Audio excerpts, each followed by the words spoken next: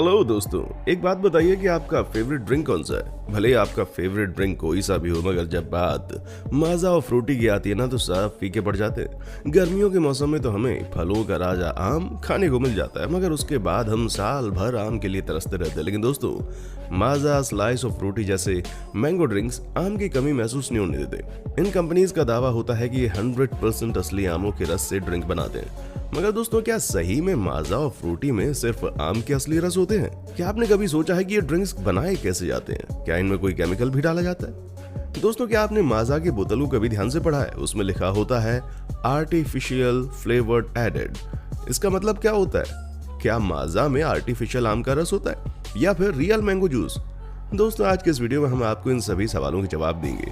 हम आपको दिखाएंगे कि कैसे माजा और फ्रूटी जैसे ड्रिंक्स फैक्ट्री में बनाए जाते हैं और इनमें क्या क्या डाला जाता है। इसीलिए हमारे साथ अंत तक बने रहिए। दोस्तों, फैक्ट्री में जाने से पहले आम को पेड़ों से तोड़कर और फैक्ट्री तक पहुंचाने का सफर बेहद लंबा होता है। सबसे पहले आम को बगीचे में आम की देखभाल करनी पड़ती, ताकि कोई बच्चे बाहर से आकर पत्थर मारकर आम को न तोड़ लें और चोट न पहुंचा दें। दोस्तों, जैसे ही आम पूरी तरह से पक जाता है और तोड़ने लायक हो जाता है तो इसे तोड़ लिया जाता है। सबसे पहले जो आम नीचे होता है और हाथ से तोड़े जा सकते हैं, उसको तोड़ लिया जाता है। उसके बाद ऊपर की डाल पर लगे आम को तोड़ने के लिए एक पिकिंग स्टिक ली जाती है। दोस्तों, इस स्टिक में मैकेनिकल जॉ लगे होते हैं जो पके हुए आम को स्टेम के साथ काट लेते हैं।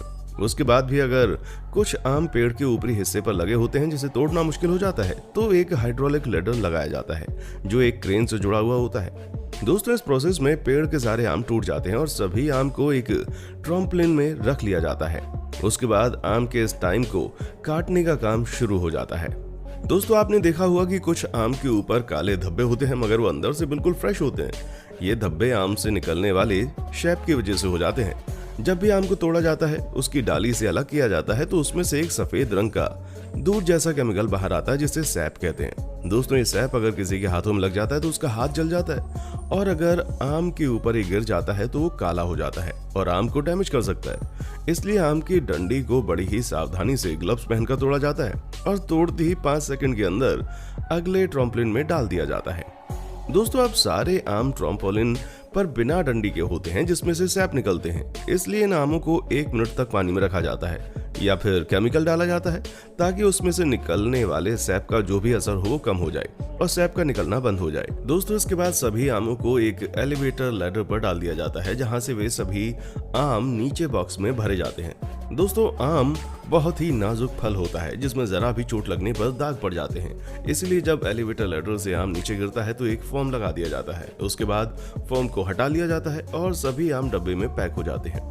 दोस्तों, उसके बाद सभी आमों के डब्बों को स्टोर हाउस में जमा कर लिया जाता है। वहां से तरह तरह के फैक्ट्रीज में आम का जूस बनाने के लिए भेजने का काम शुरू हो जाता है। दोस्तों, यहीं से आम की पेटियों को फैक्ट्री तक पहुंचाने के लिए ट्रक में लोड किया जाता है और सभी आम फैक्ट्री तक पहुंच जाते हैं।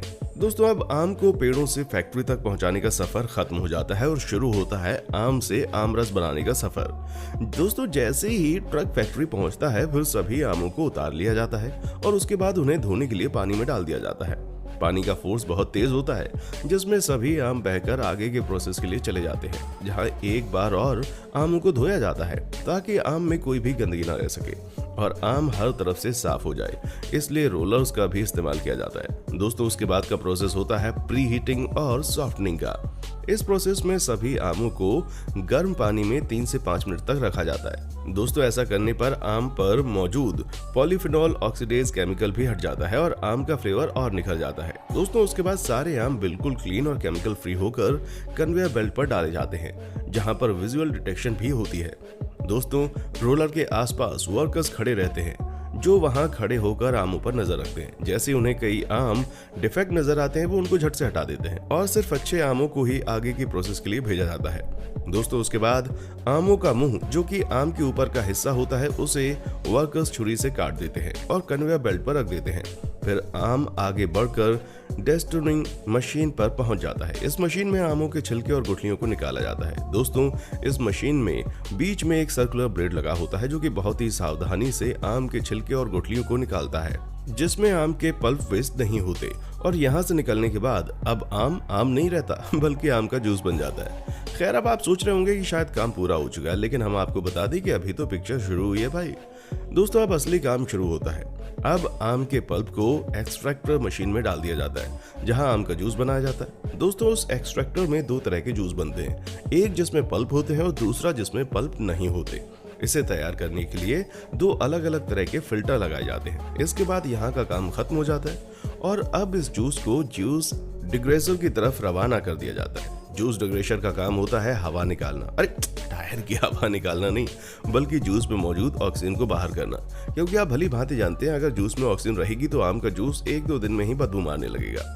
इस मशीन के अंदर एक जूस को बहुत भारी टेम्परेचर सहना पड़ता है। बेचारा मासूम सा जूस 90 से 95 डिग्री सेल्सियस का तापमान 15 मिनट तक झेलता रहता है, लेकिन यहाँ भी इसकी प्रॉब्लम खत्म नहीं होती। अब आप तो भली बात ही जानते हैं कि आम के जूस का घनत्व तो एक जैसा नहीं होता। घनत्व तो बोले तो डेंसिटी, आप भली भांति जानते हैं इस बात को तो, है ना। इसके लिए होमोजेनाइजर मशीन पहले से आम के जूस का इंतजार कर रही होती है ताकि वो इसे मार मार के बिल्कुल एक जैसा कर दे। और ये प्रक्रिया एक नहीं बल्कि 2-3 बार की जाती है ताकि आम के जूस के सभी पार्टिकल बिल्कुल एक जैसे हो सके। दोस्तों, आपको ये जानकर बहुत अच्छा लगेगा कि इस प्रक्रिया से गुजरने के बाद आम के जूस के सभी पार्टिकल 5 माइक्रोमीटर से भी छोटे हो जाते हैं। एक प्रकार से कह सकते हैं कि सभी पार्टिकल लगभग लिक्विड की तरह हो जाते हैं। और अब बारी आती है शुद्धिकरण की। दरअसल आप लोग भली भांति जानते हैं कि जूस में कई तरह के बैक्टीरिया होते हैं और इसीलिए इस आम के जूस को लगभग 65 डिग्री सेल्सियस टेम्परेचर पर कई बार गर्म किया जाता है और फिर तुरंत ठंडा कर दिया जाता है। और ऐसा करने पर सारे बैक्टीरिया मर जाते हैं। सारे बैक्टीरिया खत्म हो जाने के बाद हमारा ताज़ा जूस तैयार हो जाता है और इस जूस को बड़े बड़े टैंक्स में डाल दिया जाता है। अब आप सोच रहे होंगे कि टैंक्स में डालने के बाद जूस की पैकिंग की जाती होगी, लेकिन दोस्तों ऐसा नहीं है, क्योंकि जब ये जूस तैयार हो जाता है उस वक्त आम का सीजन चल रहा होता है और लगभग सभी लोग ताजे आम का जूस पीना पसंद करते हैं। ऐसे में पैकिंग वाला जूस पीना हर कोई पसंद नहीं करता, इसलिए कंपनी इस जूस को संभाल कर रखती है। और सीजन खत्म होने के बाद जब लोगों को दोबारा से मैंगो जूस की याद आती है तो ऐसे में इस कंपनी इस जूस की पैकिंग को मार्केट में बेचने लगती है। दोस्तों, आपको बता दें कि काफी महीनों तक रखे रहने के कारण जूस का ओरिजिनल फ्लेवर लगभग खत्म हो जाता है, इसलिए मचूरन कंपनी को ऊपर से कुछ आर्टिफिशियल फ्लेवर डालना पड़ता है, वरना इस जूस में कोई स्वाद ही नहीं आएगा और कंपनी घाटे में चली जाएगी। इसीलिए आपने जूस की बोतल पर लिखा देखा होगा जिसमें आर्टिफिशियल फ्लेवर के बारे में साफ साफ लिखा होता है। खैर, इसके बाद आप समझ गए होंगे कि इस जूस का क्या होता होगा। जूस को बॉटल पैकिंग के लिए भेज दिया जाता है, जहां बहुत सारी ऑटोमेटिक मशीन बॉटल को तैयार करके उसमें जूस भर देती हैं और कैप भी लगा देती हैं। इसके बाद सभी कंपनीज बॉटल के ऊपर अपना अपना नाम लिखकर इसे मार्केट में भेज देती हैं और फिर ये आपके घर तक पहुंच जाता है और हम लोग हर मौसम में आम का मजा ले पाते हैं। लेकिन दोस्तों, आप समझ ही गए होंगे कि आम का जूस बनाने में कितनी मेहनत लगती है, इसलिए उन सारे वर्कर्स के नाम पर एक लाइक तो बनता है जो मेहनत करके आम का जूस तैयार करते हैं। उम्मीद करते हैं दोस्तों कि आज की वीडियो आपको बहुत पसंद आई होगी, आपने बहुत कुछ सीखा भी होगा। ऐसी इन्फॉर्मेटिव वीडियोस के लिए हमारे चैनल को सब्सक्राइब करना बिल्कुल ना भूलें। मिलते हैं अगली वीडियो में, तब तक के लिए आम का जूस पीते रहिए और फिट रहिए। देखने के लिए शुक्रिया।